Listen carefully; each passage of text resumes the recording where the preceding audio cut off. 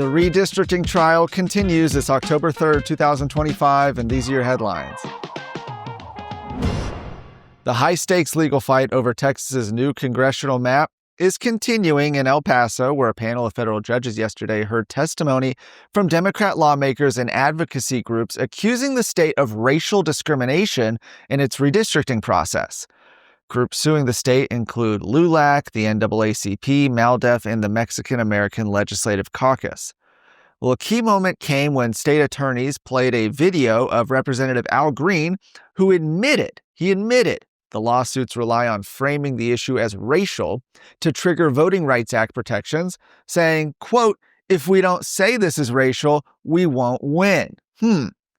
Well, Democrat Senator Royce West testified that minority communities were used as pawns, but offered no direct evidence of racial intent.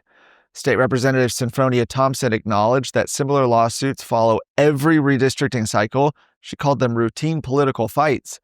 She also said she doesn't believe past Republican map authors acted with racial bias.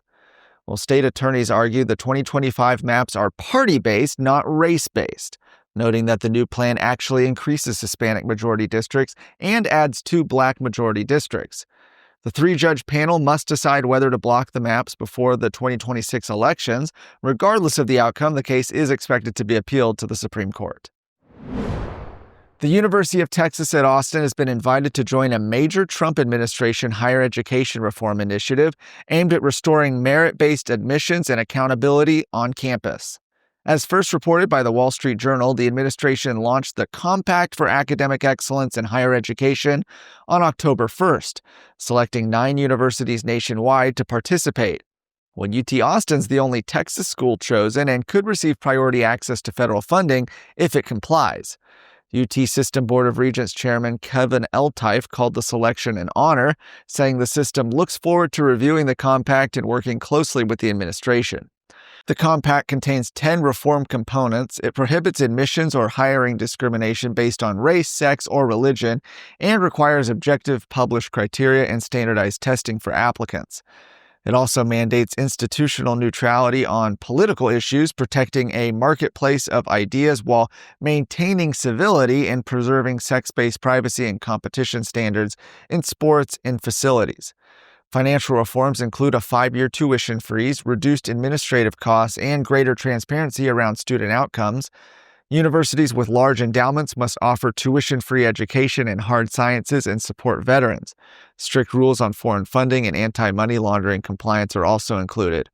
Eltife said UT welcomes the opportunity, calling higher education at a crossroads and praising recent reforms supported by Governor Abbott and the legislature. Real Texan.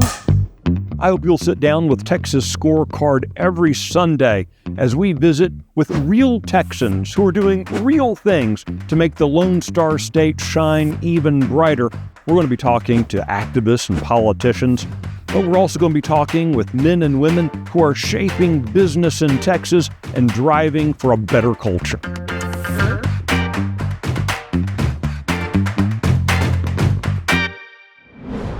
Houston Independent School District is closing Las Americas Newcomer School and moving its students into nearby Jane Long Academy amid a sharp drop in enrollment. Once serving over 200 students, Las Americas now has just 21. According to district officials, the school was created for recent immigrant and refugee students with limited English proficiency and has educated children from 37 countries. HISD spokesperson Lana Hill said the dramatic decline is partly due to federal immigration policies and broader demographic shifts. State-appointed Superintendent Mike Miles told the Houston City Council in September that fears of deportation have played a major role in student losses across the district. He emphasized that student immigration records are protected under federal law and that HISD remains committed to educating every child who walks through their doors. Well, the district will review long-term options for the Las Americas campus at its November board meeting. The closure comes as HISD faces district-wide enrollment declines, projecting a loss of 6,500 students, or about 4%. Earlier this week, HISD cut 160 uncertified teachers and 54 staff members and reassigned 232 teachers. To counter the trend, the district launched a $350,000 billboard campaign encouraging families to enroll. For more of today's stories, go to texasscorecard.com.